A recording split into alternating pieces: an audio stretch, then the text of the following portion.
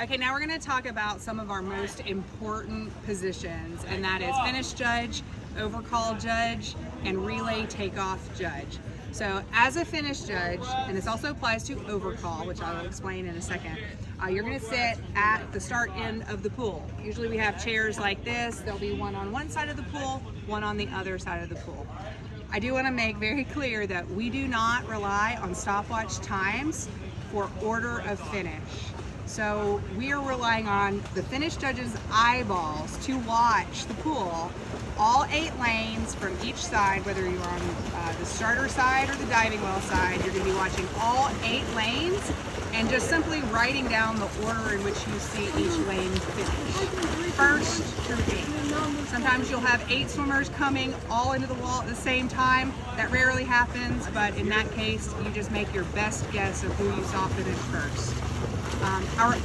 We have 2 finish judges, usually one from each team, to fill those 2 roles.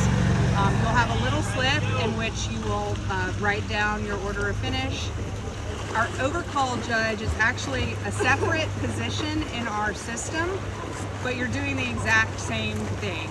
Overcall is simply a finish judge whose slip breaks a tie if the 2 finish judges do not agree on paper with who finished in that order, if that makes sense. It is sometimes difficult to see all the way across the other side of the pool. We typically will have little cones with each of the lane numbers underneath each one of the diving blocks, and that should be a little bit more helpful.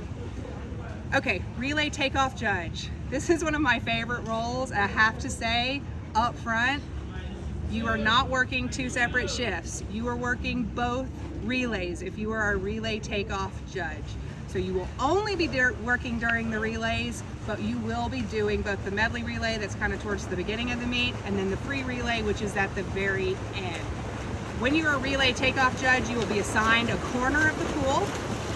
You will be watching all 8 lanes again, all 8 lanes. If there are 8 relays, you're watching 8 relays, and you're going to be watching swimmers 2, 3, and 4 as they dive off the block during the relay. So 4 swimmers in a relay. The first one starts with the starter. The second, third, and fourth swimmer will have an exchange where there will be a swimmer swimming into the wall. You'll be watching the block for the swimmer to leave the block, and then you will immediately look down at the wall. If there is not a hand, a head, something touching the wall after you see that swimmer leave, you can be assured that you saw an early takeoff. You will have a slip, and there will be a line for each lane, each swimmer's exchange, either 2, 3, or 4. 2, 3, or 4. If you see an early takeoff, you will write an X for that swimmer in that lane. If you see a clean takeoff, you will write a circle for that swimmer in that lane. So you're writing something for every exchange in every lane that you have a relay.